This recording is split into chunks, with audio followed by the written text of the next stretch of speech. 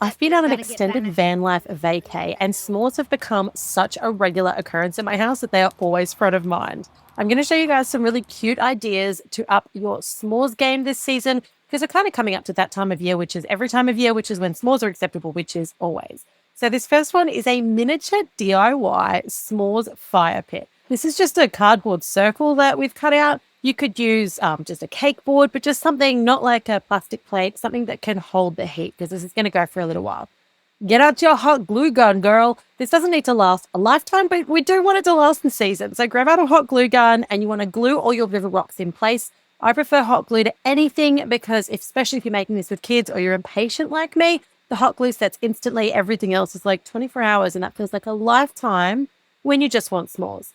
I've got a fuel flame in the middle and I'm just checking that my size is right. You want a little bit of space between the river rocks and the fuel candle itself. Then you can stack those up till they're about 3 or 4 layers high. Just make sure that your rocks don't go too much higher than the candle. You kind of want it in line.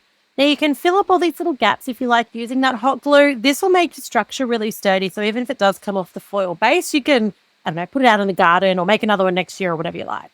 Once that's all sealed in, you're going to put in a piece of foil. This is going to act as a bit of insulation, but it's also going to make it really easy to remove your fuel candle when you're done with this. So crush down all of that foil, and that's going to make like a little landing pad for our stones, but it's also really good insulation in case people touch the outside of it, especially kids, because they do like to touch everything, especially when you tell them not to. As much foil as you need to get it roughly in line with the edge of the candle. And then I've just got some other little fancy stones. You can do whatever color. Come to think of it, little pink stones or like theming the stones to your party could be a really cute idea. So you're all done with your s'mores pit. You can just take the lid off, light your little fuel flame candle and start making s'mores. This is a really fun, kind of simple holiday idea.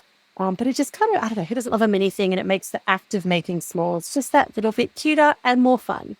Like we needed a reason to make more s'mores. S'mores hot chocolate. Now, I don't really need to tell you how this is made, but if you do want the recipe, you can either check the comments or the description box, or you can Google MyCupcakeAddiction s'mores recipes. But it's really just a really super cute, unique serving idea. So this is either glucose or corn syrup, and I'm just going to paint the top of the jar to make it sticky. Dip it in some graham cracker crumbs, and then you can skewer a couple of marshmallows, and I like them lightly toasted because it gives it a bit of texture. This chocolate syrup adds the perfect contrast. Have a look at it as that hot chocolate goes in. It looks like a drip cake. And then against the graham crackers, oh my God. So I'm going to take it a little higher with some whipped cream, which adds that super soft, smooth texture, like a pillowy cloud, before adding in our soft marshmallows and then a fresh graham cracker and a bit of Hershey's. And this is the duck's nuts, the cat's pajamas, the banana slips of hot chocolates this holiday season. The s'mores. Freak choc. Like a freak shake, but chocolate. PSA, you actually don't need Hershey's or graham crackers or those big, fancy, freaking expensive campfire marshmallows if you're not in America and you still want to get on the s'mores bandwagon. These are regular Australia's Choice chocolate chip cookies. They're the best, by the way. Some Nestle melts and just a good old Aussie marshmallow. But I say, get whatever's on sale and s'mores it up.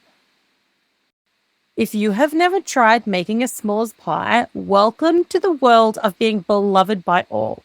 All of your ingredients are pretty basic. I'm going to leave the full recipe link in the description box below or in the comments. Otherwise, you can Google MyCupcakeAddiction s'mores pie to get the full recipes if you forget that or where you saw this video.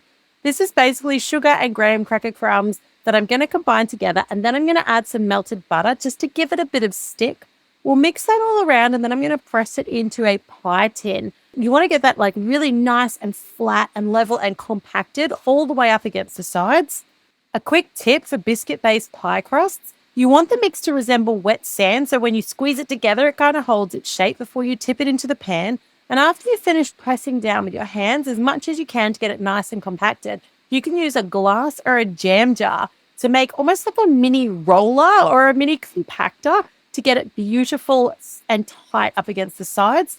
You can take a knife and just level the top off and then use that jar again just to compact any of the extra bits down so you don't waste anything. I'm going to pop that pie crust into the oven just for a few minutes until it starts to golden brown. And then you're going to fill the inside with your milk or dark chocolate before stuffing the top with marshmallows. You want these jammed in So there's no gaps, and you've got this beautiful, pillowy, soft, sweet layer of protection for your chocolate. That goes back off into the oven, and I will leave your recipe in the description box below or in the comments. Otherwise, you can Google My Cupcake Addiction S'mores Pie if you do want to find this recipe again. But this is going to go off into the oven. You're going to bake it up just before you want to serve it. So if you're pre-making this, get it to oven stage, let it sit, and then bake it just before you want to serve it so it comes out hot, brown, gooey, melted chocolate, warm crusted deliciousness. This is an amazing dish to make for any holiday party or any time of the year, and it's not too difficult. So if you've got to pick something to make this year, I suggest being the person that walks in with this, because it's very, very hard to be disliked when everybody has a mouthful of s'mores pie. So even if you're the worst person at Thanksgiving, this baby is still going to get you off the hook. Have an awesome day, you guys. I hope you enjoyed today's video. Happy holiday season, happy s'mores making, and yeah, just happy in general. See you next time.